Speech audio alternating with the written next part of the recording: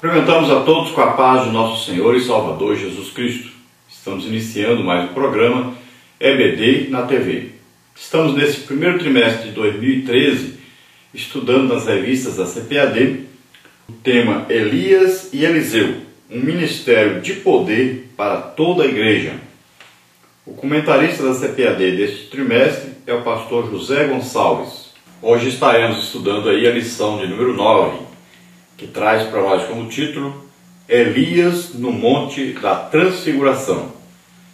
Nós temos aí como texto áureo Mateus 17, versículos 2 e 3.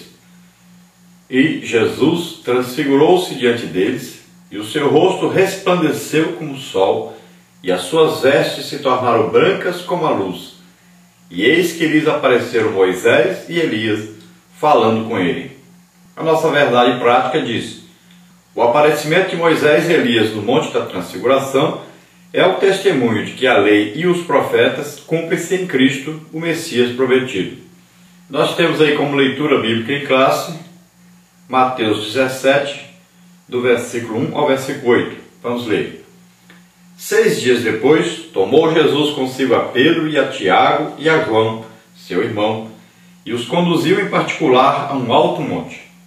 E transfigurou-se diante deles, e o seu rosto resplandeceu como o sol, e as suas vestes se tornaram brancas como a luz. E eis que lhes apareceram Moisés e Elias, falando com ele. E Pedro, tomando a palavra, disse a Jesus: Senhor, bom é estarmos aqui.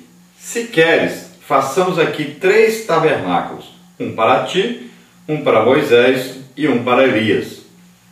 E estando ele ainda a falar, eis que uma nuvem luminosa os cobriu, e da nuvem saiu uma voz que dizia: Este é o meu filho amado, em quem me comprazo, escutai-o. E os discípulos, ouvindo isso, caíram sobre o seu rosto e tiveram grande medo. E aproximando-se Jesus, tocou-lhes e disse: Levantai-vos e não tenhais medo. E erguendo eles os olhos, ninguém viram, senão a Jesus. Glória a Deus. Nós vamos trazer um resumo para melhor entendermos a lição. Então nós podemos ver aí no capítulo 16, versículos 27 ao versículo 28, dizendo: Porque o Filho do Homem virá na glória de seu Pai, com os seus santos anjos, e então dará a cada um segundo as suas obras. Em verdade vos digo que alguns há, dos que aqui estão, que não provarão a morte, até que vejam vir o Filho do Homem no seu reino. Então Pedro, Tiago e João não morreriam antes de verem a glória do reino de Deus, antes de verem Jesus glorificado. O que aconteceu aí por volta de uma semana depois, no Monte Tabor, onde é a tradição. Jesus estava em Cesareia com seus discípulos, e o Monte Tabor é perto. O contexto aí diz que Jesus, em Cesareia, perguntou aos discípulos quem dizia os homens ser ele, e uns diziam Elias, outros diziam Jeremias, né?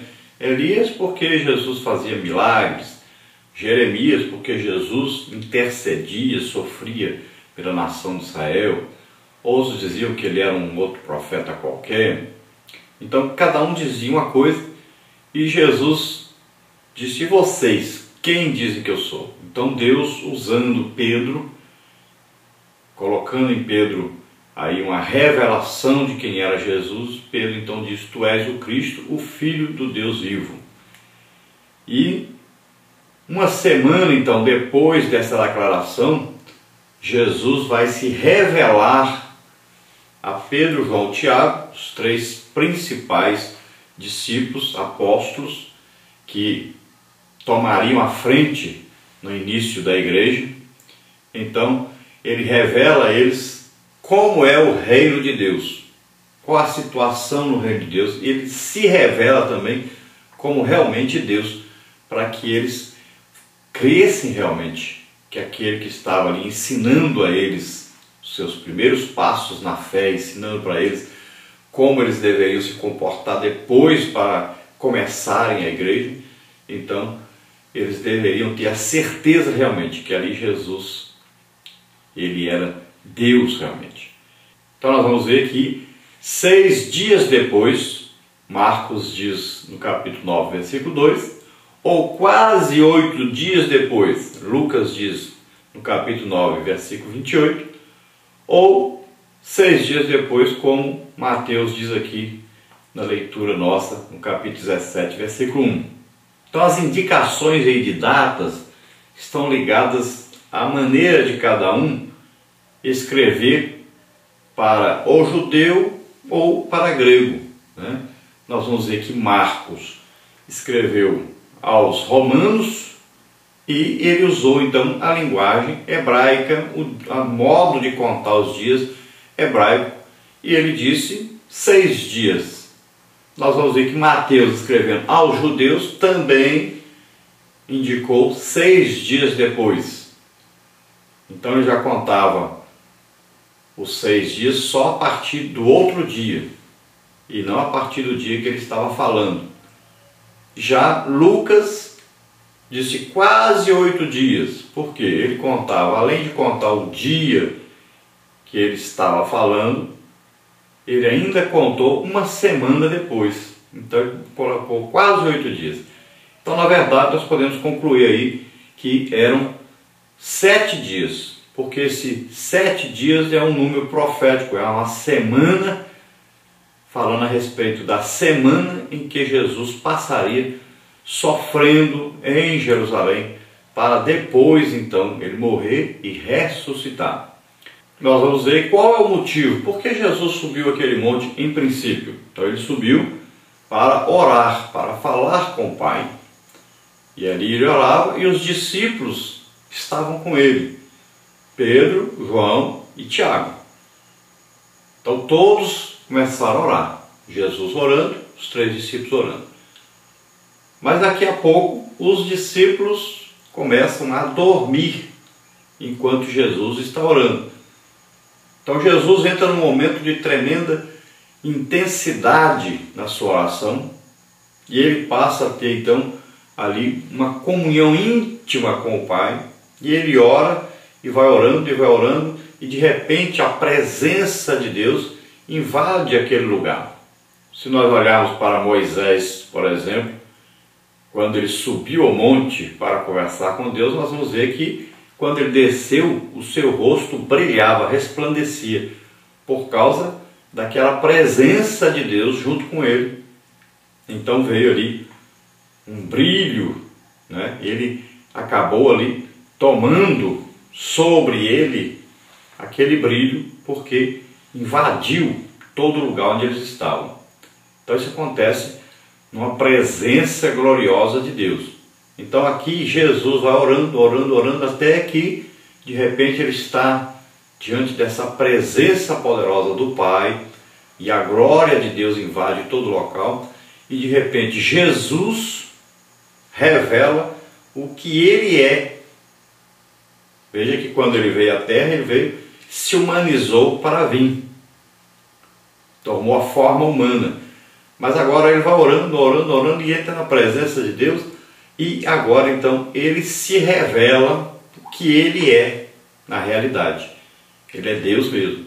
Então ali o seu corpo manifesta a glória de Deus, manifesta o que ele é na realidade e que está oculto aos homens. Então os discípulos, quando acordam e olham, Jesus está no corpo glorificado. E chegam Elias e chega Moisés, também em corpos glorificados. Então ali era uma demonstração, era uma visão do reino de Deus.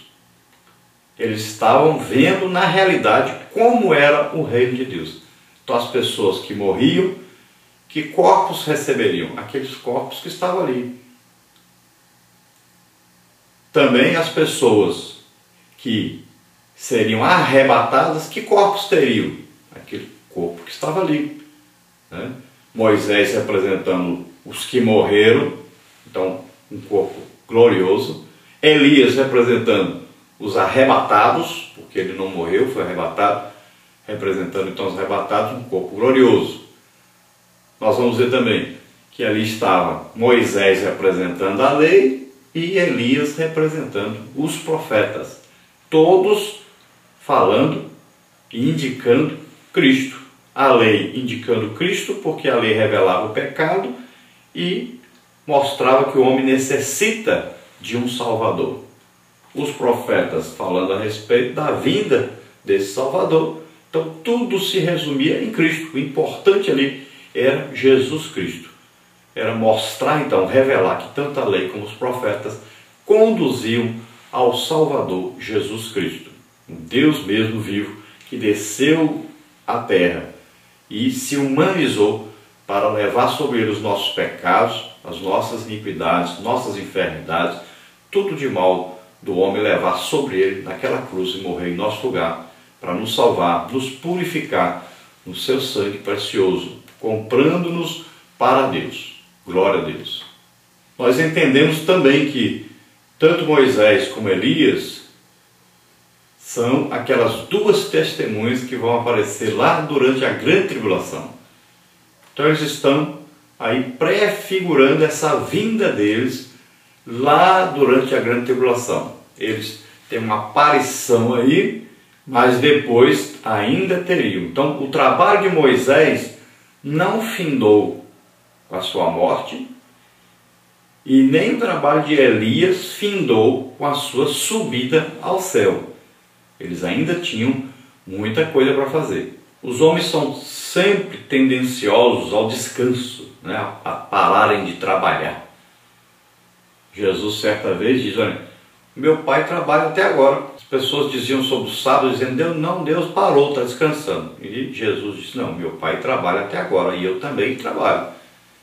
E aqui Moisés e Elias estão trabalhando, ainda vão continuar o seu trabalho, a sua tarefa, no meu ver, ainda durante a grande tribulação, como aquelas duas testemunhas. Então nós poderíamos perguntar aí, por que João, Pedro, Tiago, por que só esses três? Por que Jesus não chamou todos os discípulos?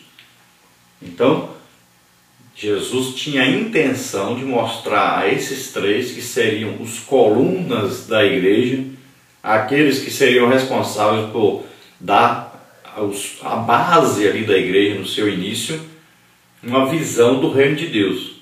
E ele não queria publicidade em torno disso. Não era para contar para todo mundo. Por quê? O plano de Deus dizia que Elias viria primeiro, depois Jesus viria. Então Deus envia o quê?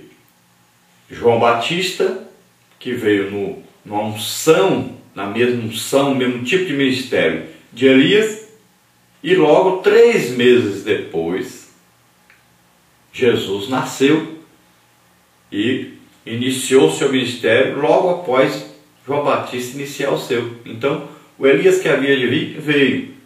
E logo após vem o Messias. Os judeus estavam esperando a vinda do Elias. E eles sempre esperaram essa vinda do Elias e estão esperando até hoje. Enquanto a igreja espera o arrebatamento, os judeus esperam a vinda do Elias, né? E isso, quando perguntaram para Jesus, como o Senhor veio se Elias não veio? E ele disse, Elias já veio. Fizeram o que quiseram com ele, né? Decapitaram o João Batista. Mas não, o mesmo Elias veio, o João Batista, na unção, no tipo de trabalho espiritual que Elias tinha vindo. Agora, Jesus chega então, logo após o Elias, e ele é o Messias prometido. Mas eles não reconheceram nem o Elias e nem o Messias. A religiosidade daquele povo os impediu de ver aquilo que eles liam todos os dias, que eles esperavam ansiosamente. Então a religião deles, eles eram tão religiosos e eles se obrigavam a tantas coisas, achavam que poderiam conquistar alguma coisa com Deus com seus próprios méritos, cumprindo a lei, e acabaram perdendo a visão espiritual, acabaram perdendo a sua grande oportunidade de conhecerem o Salvador.